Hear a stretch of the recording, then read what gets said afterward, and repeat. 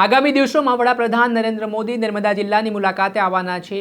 લોખંડી પુરુષ સરદાર વલ્લભભાઈ પટેલની જન્મજયંતિની ઉજવણી થવાની છે ને આ પહેલાં આદિવાસી સમાજ વડાપ્રધાન નરેન્દ્ર મોદીના વહીવટી તંત્રથી નારાજ ચાલી રહ્યું છે। જે રીતે આદિવાસી સમાજના આરોપ છે કે જળ જમીન જંગલના તેઓ મૂળ માલિક છે, પરંતુ તેમની જમીનો છીનવવાના પ્રયાસો થઈ રહ્યા છે અને તેમને વળતર ચૂકવવામાં નથી આવી રહ્યું। આ મામલે આમ આદમી પાર્ટીના નર્મદા જિલ્લા પ્રમુખ નિરંજન વસાવા મેદાને આવ્યા છે ને શું અપીલ કરી છે તેમણે વડાપ્રધાન નરેન્દ્ર મોદીને વિગતે વાત કરી। વૈષ્ણવજન તો તેને કહીએ જે પીડ પરાઈ જાનાને રે। નમસ્કાર દર્શક મિત્રો, નવજીવન ન્યૂઝમાં આપનું સ્વાગત છે। હું છું ફૈઝાન। એક તરફ સરકાર આદિવાસીઓના વિકાસની વાતો કરે છે, નવા પ્રોજેક્ટ આવવાથી આદિવાસી વિસ્તારમાં રોજગારીની તકો ઉત્પન્ન થશે તે પ્રકારની વાત થાય છે, પરંતુ બીજી તરફ આદિવાસી સમાજના લોકો છે તેઓ સરકાર સામે પોતાનો આક્રોશ ઠાલવતા હોય છે, ગંભીર આરોપો કરતા હોય છે કે જે નવા પ્રોજેક્ટ લાવવામાં આવે છે તેમાં તેમના જે જમીનો છે તે તો લઈ લેવામાં આવે છે, પણ બદલામાં વળતર આપવામાં નથી આવતું। ત્યારે આ સમગ્ર મામલે ફરી એકવાર મામલો ગરમાવાની શરૂઆત થઈ છે।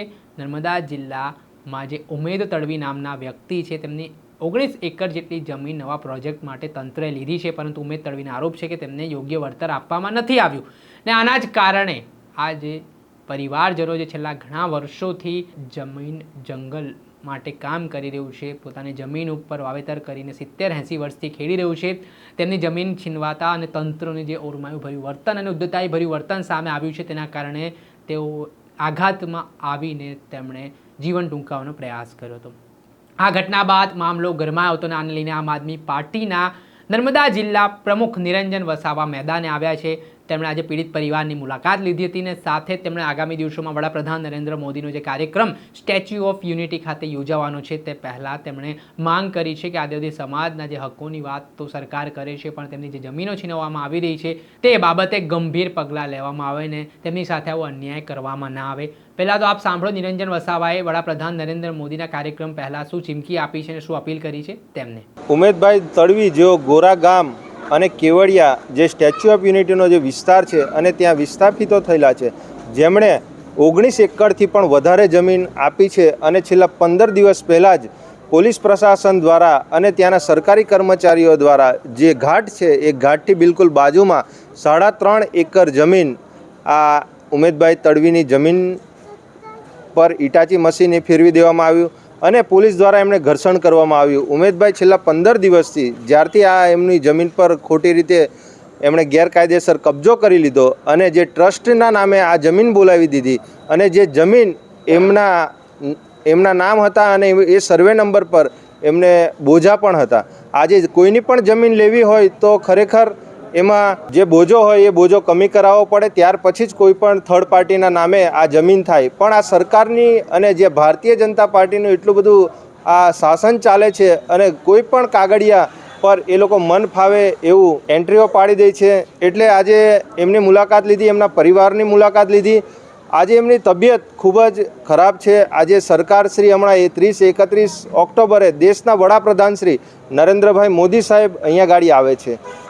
નરેન્દ્ર મોદી સાહેબ અને મુખ્યમંત્રી સાહેબ અને અહીંના લોકલ ધારાસભ્યશ્રી અને સાંસદ સભ્યશ્રીને અમારે એવું કહેવું છે કે જે લોકોની તમે જમીનો લીધી છે અને દર વર્ષે તમે મોટા કાર્યક્રમો કરો છો, લાખો કરોડો રૂપિયાના તમે પ્રોજેક્ટો લાવો છો, અહીં અલગ પ્રકારના ભવનો લાવો છો, પણ જેમણે બાપ દાદા વખતથી જે લોકો ખેડતા આવ્યા છે એમની જમીન તમે કબજે કરી લીધી છે, પચાવી લીધી છે અને એ લોકોને આજ દિન સુધી કોઈ પણ જાતનું વળતર નથી આપવામાં આવ્યું, જમીનની સામે એમને જમીન નથી આપવામાં આવી।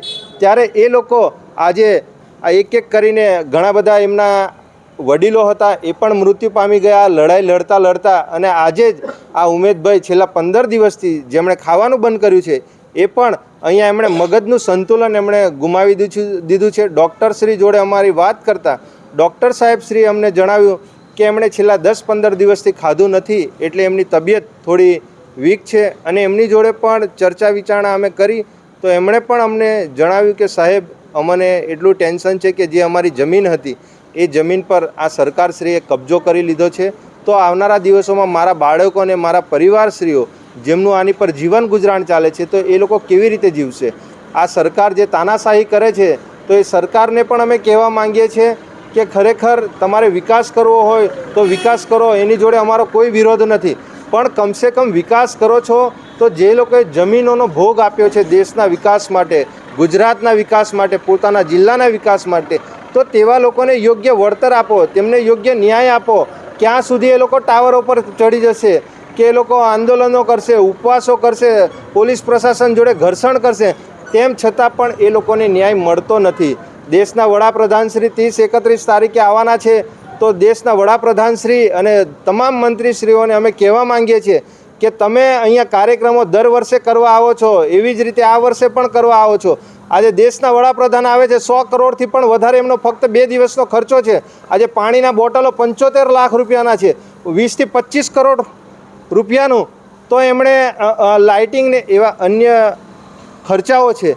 તો જે લોકોએ જમીનો લીધી છે, જેમની જમીનો લીધી છે, એમને યોગ્ય ન્યાય આપો, એમને યોગ્ય વળતર આપો, એવી અમારી દેશના વડાપ્રધાનશ્રીને અને મુખ્યમંત્રીશ્રી અને લોકલ ધારાસભ્યશ્રી અને સાંસદ સભ્યશ્રીને અમારી નમ્ર વિનંતી છે. આપણે સાંભળ્યા હતા નર્મદા જિલ્લાના આમ આદમી પાર્ટીના જિલ્લા પ્રમુખ નિરંજન વસાવા. તેમણે કહ્યું કે આદિવાસી સમાજના લોકોની વેદના સાંસદ, ધારાસભ્ય, અધિકારીઓ કે જે વહીવટીતંત્ર સાથે સંકળાયેલા લોકો છે અને વડાપ્રધાનને પણ સમજાતી નથી. આજે એ પરિવાર છે તે રડી પડ્યો હતો અને તેમને જે જમીન છીનવવાના આરોપો તંત્ર ઉપર લગાવવામાં આવી રહ્યા છે તેના કારણે રાજકારણ પણ ગરમાયું છે. ત્યારે જોવાનું રહ્યું કે આ બાબતે જે પીડિત પરિવાર છે તેમને ન્યાય મળે છે કે પછી આવી રીતે આદિવાસી સમાજ સાથે માત્ર વિકાસના નામે અન્યાય થશે, તે આવનારો સમય બતાવશે.